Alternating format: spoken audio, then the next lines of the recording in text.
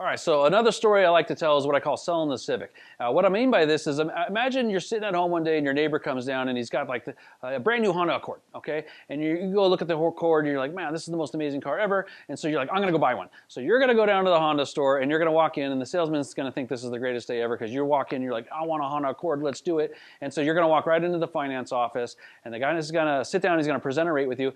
And ultimately, let's say it's way too much. So the guy tells you it's $850 for this car. You're like, oh my gosh, I can't possibly afford that. So there's no way that the salesperson is going to say, okay, I guess you can't afford my car, so have a nice day, or come back when you can. No, the salesman, if they're smart, they're going to feel you out a little bit and they're going to find out, well, what can you afford? And then they're going to sell you the Civic, right? Okay, you can't afford the Honda Accord, check this out. And they're actually going to sell it to you. They're going to make it sound really good. They're going to go, hey, look, check out this Civic right here. This is a really zippy car. A lot of people actually like this more because it can fit in the parking spots. It gets way better gas mileage. But check this out. The best part about the Honda Civic, it's still a Honda. You're still getting that name brand. You're still getting that reliability, that warranty, all the safety aspects or whatever.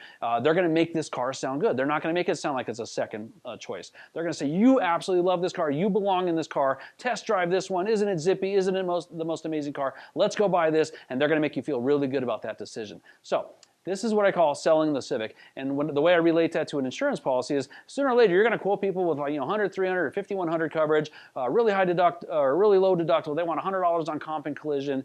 They want MedPay, PIP, all this amazing stuff. So that's fine. I absolutely want, I'm an insurance agent. I believe in insurance. You should have all that coverage. But what's more important to me is getting a sale. We have to have these people insured with us. That's what our job as an agent is, to represent the company and get these people in the door. So what I want you to do in that situation is always try to overcome their objection the right way first. Tell them about the value that they liked and bring that back. But if you get to a point where like, this isn't going anywhere, I just can't sell this guy because they can't afford that price, you're going to sell them the Civic.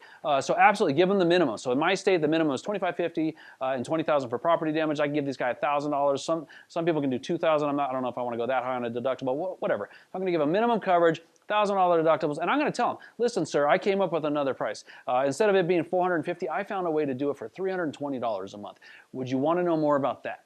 And then I'm going to feel out this customer, and they're going to ask, well, how'd you do that? Well, I lowered some coverages, but honestly, most people in your situation would be comfortable with this. What do you think? And if they're on board, sell them that policy. Absolutely. You think about it, you're going to have all these other opportunities to increase their coverages at a later date.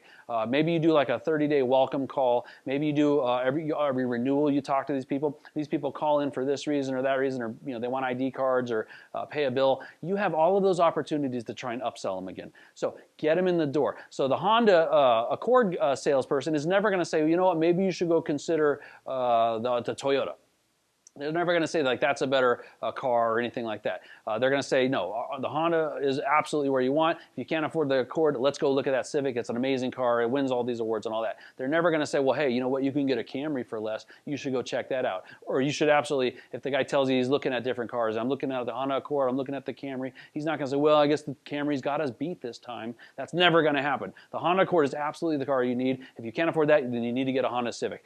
Those are your two options, sir. You don't have other options to go anywhere else. You're going to try and pitch the Civic. You're going to make it sound good, and you're going to make the customer feel really good about that choice. So just like with the coverages, you're never going to like give them a horrible coverage and not tell them about it. You're at least going to go over that with them. But at the quoting stage, you can get real generic about it. Listen, I gave you lower coverage. A lot of people are comfortable with that. If you're comfortable with that, it's $320 a month. Do you want the higher coverage or the lower coverage? Do you want to pay $450 a month or $320 a month? If you phrase that the right way, their customer is absolutely going to go, and they're probably going to buy the cheaper one. But like I said, you have all day, you're going to have that customer for however many years. You have all those opportunities to try and upsell them at a later date. Your job is to get them in the door right now with your company.